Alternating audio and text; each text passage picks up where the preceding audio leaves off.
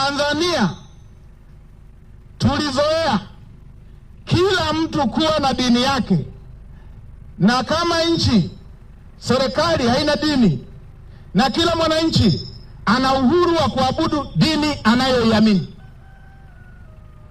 wala haijawahi kuwa vikwazo. Mimi ninao mifano hata ya familia, wanandoa wawili, moja Muislamu mwingine Mkristo.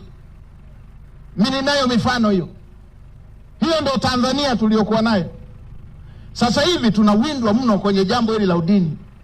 Na mimi nilisema na wakati ule, na waomba wa Tanzania, viongozi kwa waumini, viongozi wa siasa kwa wananchi wa kawaida, huu mtego tuukwepe.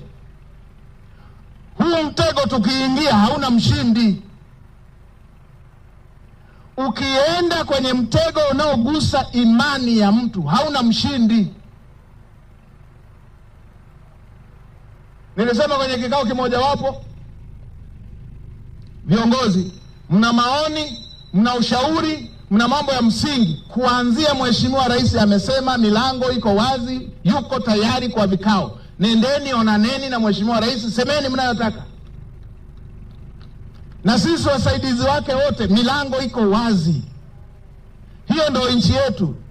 Tukiendelea na utaratibu huu wa kudokoana kwenye mambo ya imani, tutakapoingia kwenye mtego huo hauna mshindi na hauna kutoka kwa urahisi. Nimeziona rejareja hivi, huyu amesema kwa huyu, huyu kasema kwa huyu. Mimi nawaambieni bila kutaja majina, twendeni tuepuke mtego huo, kwa sababu tukiingia hauna mshindi. Na ndio maana nikasema siku ile pale, akikosea askofu kanisa lisifungwe, akikosea shehe msikiti usifungwe. Watu waachwe na imani yao, waendelee. Ibada si kati ya mtu na askofu wake, ibada ni mtu na Mungu wake.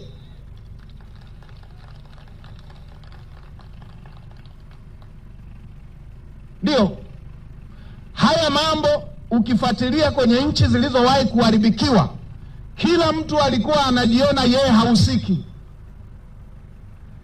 Yalipowakumba yaliwakumba wote.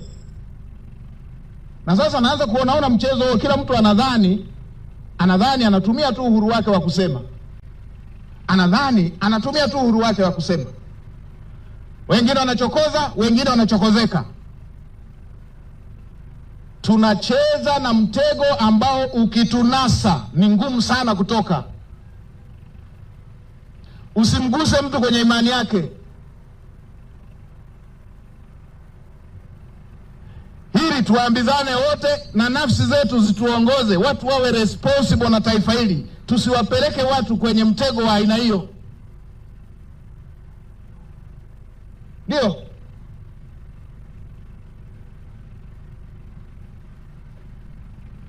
Sasa unaweza ukaita press yako, ukamwona tu mmoja hivi, ukaenda ukamshambulia. Yule uliyemshambulia, waumini wake unakuta wanamuita baba.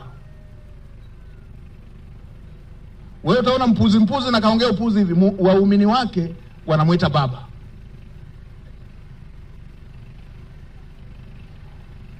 Ndio. Ndio maana haya tunatakiwa tuyaepuke. Na sisi wenyewe ambao tunaitwa baba, tunatakiwa tuwe responsible, tuepuke kuwapeleka watoto wetu kwenye matatizo hayo, kwa sababu kwenye hii nchi tumeingiliana mno. Hamna hata mkoa mmoja ambao wao kwenye mkoa wao ni wa dini moja watupu.